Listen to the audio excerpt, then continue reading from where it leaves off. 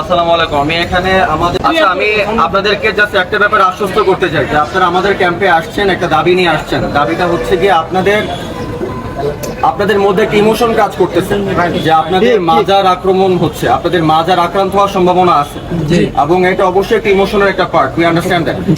এবং আমরা আপনাদেরকে কথা দিচ্ছি যে আমাদের এলাকার ভিতরে কোনো বিশৃঙ্খলতা আমরা সৃষ্টি হতে দিব না।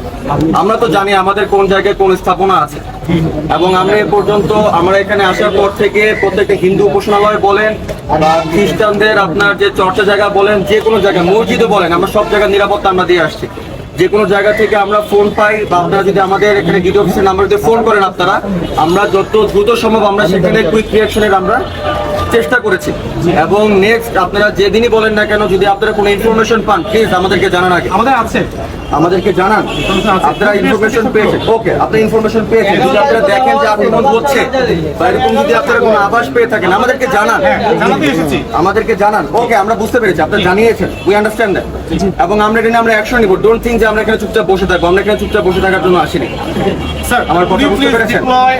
1000 আর্মি and please ওকে, আমরা এটা অবশ্যই ওকে inside our ওকে please. ওকে, আমি আপনাদের প্রস্তাবনা আমরা নিয়েছি। আপনাদের হয়তো লিখিত একটা দাবি আছে, ছিল কালকে পেশ করেছেন, ওটা কোথায়?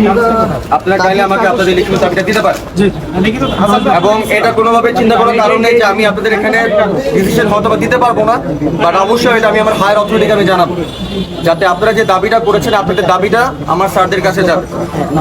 আমার কথা বুঝতে পেরেছেন? আপনারা একটু ভরসা রাখেন।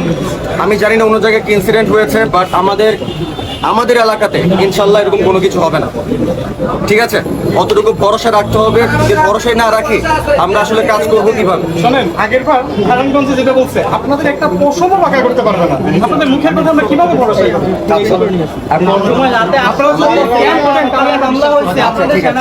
এখন আমরা তো জায়গায় তো আমরা এখন ক্যাম্প করতে পারবো না। এখন আমরা অবশ্যই আমাদের হায়ার অথরিটিকে জানাতে হবে। দেখেন, একজন মারা গিয়েছে তো সেন্টিমেন্ট কাজ করছে, একজন কিন্তু ডেড।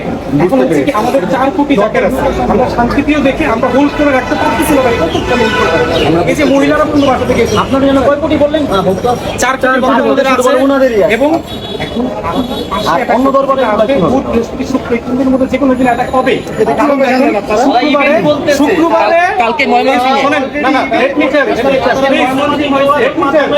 আচ্ছা, আমি একটু ওনার সাথে কথা বলি। আমি বলবো একজন তো কথা বলতেই পারি না আসলে এই মামলায় আমাদের হচ্ছে শুক্রবার সন্ধ্যায়